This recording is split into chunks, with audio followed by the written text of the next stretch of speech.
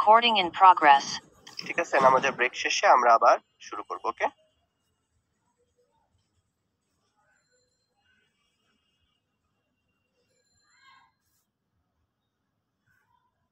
Hello Masum. হ্যাঁ ভাইয়া। আচ্ছা, আমার মনে হয় না আজান দিবে 6টা 8 বা 9-এ। ও আচ্ছা, 8 বা 9 দিবে। হ্যাঁ, মোস্ট প্রবলেম দেখো একটু। আমার মনে হয়, আমি ঠিক জানি না, অবশ্য বাংলাদেশের বিভিন্ন স্থানে সবে আছে তো, এটা ঠিক 5-6 মিনিট হয়তো বা তাহলে এদিক সেদিক হতে পারে আর কি। ওকে ভাই, তাহলে আজান দিতে থাকুক, তারপর আমরা দিব না ব্রেক। আচ্ছা ঠিক আছে। ওকে, আচ্ছা তাহলে এবার আসো, তাহলে আমরা তাহলে আজান পড়ার পর্যন্ত একটু ওয়েট করি, ঠিক আছে? আচ্ছা, তাহলে এখন আমরা পড়বো ভাইয়া হচ্ছে পলিমারের শ্রেণী বিভাগ। পলিমার কাকে বলে বলো তো ভাইয়া? পলিমার হচ্ছে কোন একটা মনোমার যে থাকবে সেটা বারবার বারবার একটার সাথে আরেকটা যুক্ত হতে থাকবে, তাই না? যেমন আমরা ওই যে অ্যামাইনো অ্যাসিডের ক্ষেত্রে এই জিনিসটা কিন্তু ভালো করে পড়ছিলাম। প্রোটিনের ক্ষেত্রে একটা দুইটা অ্যামাইনো অ্যাসিড পেপটাইড বন্ধন দিয়ে যুক্ত হলো, আরেকটা অ্যামাইনো অ্যাসিড পেপটাইড বন্ধন দিয়ে যুক্ত হলো, আরেকটা অ্যামাইনো অ্যাসিড পেপটাইড বন্ধন দিয়ে যুক্ত হলো, আরেকটা অ্যামাইনো অ্যাসিড পেপটাইড বন্ধন দিয়ে যুক্ত হলো, তাই না? এরকম বারবার বারবার করে, কিন্তু যখন অনেকগুলো অ্যামাইনো অ্যাসিড পেপটাইন বন্ধন দিয়ে যুক্ত হলো, তখনই সেটাকে আমরা কি বললাম বলতো ভাইয়া? পলিপেপটাইড বললাম, তাই না? তাই এটাই তো একটা পলিমার। এখন এই পলিমার গুলো যখন আমরা পড়বো তখন আমাদেরকে দুইটা ভাবে পড়তে হবে, ঠিক আছে? একটা হচ্ছে ভাইয়া পলিমার উৎস অনুসারে 3 প্রকার হতে পারে। একটা হচ্ছে দেখো কি, প্রাকৃতিক পলিমার, কৃত্রিম পলিমার, একটা অর্ধকৃত্রিম পলিমার।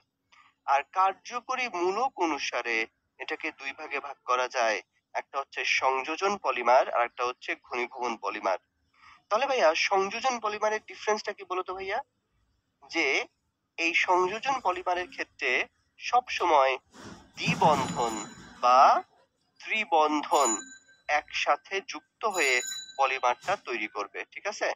তাহলে সংযোজন পলিমারের ক্ষেত্রে দ্বিবন্ধন বা ত্রিবন্ধন একসাথে যুক্ত হয়ে এরা পলিমারটা তৈরি করবে। আর ঘনীভবন পলিমারের ক্ষেত্রে কি হয় বলতো ভাইয়া? ঘনীভবন পলিমারের ক্ষেত্রে দুইটা মনোমার পরস্পরের সাথে বিক্রিয়া করে, ঠিক আছে? পরস্পরের সাথে বিক্রিয়া করে সেখান থেকে না হয় পানি অপসারিত, ম্যাক্সিমাম টাইম পানি অপসারিত হয়, বা তোমার হচ্ছে অ্যামোনিয়া অপসারিত হয়, তখন সেটাকে আমরা বলি ঘনীভবন পলিমারকরণ। তাহলে সহজে করে বলি, তাহলে আমরা দুইটার মধ্যে ডিফারেন্স কি, তাই না? দুইটার মধ্যে ডিফারেন্স তাহলে আমরা একটু মনে রাখি, যে সংযোজন পলিমারকরণে দ্বিবন্ধন বা ত্রিবন্ধন ভেঙে গিয়ে কোনো কিছু সংযুক্ত হয়ে যায়, সেটাই হচ্ছে, বা দ্বিবন্ধন বা ত্রিবন্ধনা গুলাই শুধু বিক্রিয়াটা দিচ্ছে। আর ঘনীভবন পলিমারকরণ হচ্ছে যারা বিক্রিয়া করে, তারা বিক্রিয়া করার পরে সেখান থেকে কোনো না কোনো কিছু অপসারিত হয়ে যায়, যেমন পানি অপসারণ হতে পারে, ঠিক আছে? যেমন অ্যামোনিয়া অপসারণ হতে পারে, এর মাধ্যমে তারা পলিমারটা তৈরি করে, ঠিক আছে? আচ্ছা, তাহলে ভাইয়া দেখো, এই যে এই পলিমারকরণের মধ্যে একটা উদাহরণ আমরা করে ফেলি এখনই, যে পলিমার একটা উদাহরণ হচ্ছে প্লাস্টিসিটি, ঠিক আছে? প্লাস্টিসিটিকে আমরা 2টা ভাগে ভাগ করে ফেলতে পারি। প্লাস্টিসিটিকে আমরা কয়টা ভাগে ভাগ করতে পারি? 2টা ভাগে ভাগ করতে। একটা হচ্ছে ভাই থার্মোস প্লাস্টিক আর একটা হচ্ছে থার্মোসেটিং প্লাস্টিক। এই দুইটার মধ্যে ডিফারেন্সটা আসলে কোথায় দেখো ভাইয়া? থার্মোপ্লাস্টিককে পুনঃ পুনঃ ব্যবহার করা যায়, বারবার বারবার তুমি ব্যবহার করতে পারবা, ঠিক আছে? ধরো একটা প্লাস্টিক তোমার ভেঙে গেছে, তুমি এটাকে গলায় আবার সুন্দর করে ঠিক করে ফেলতে পারবা। কিন্তু থার্মোসেটিং প্লাস্টিককে পুনরায় ব্যবহার করা যায় না। এই দুইটা লাইন শুধু মনে রাখো, আমাদের মেডিকেলে কিন্তু এর চেয়ে বেশি আর দরকার হয় না।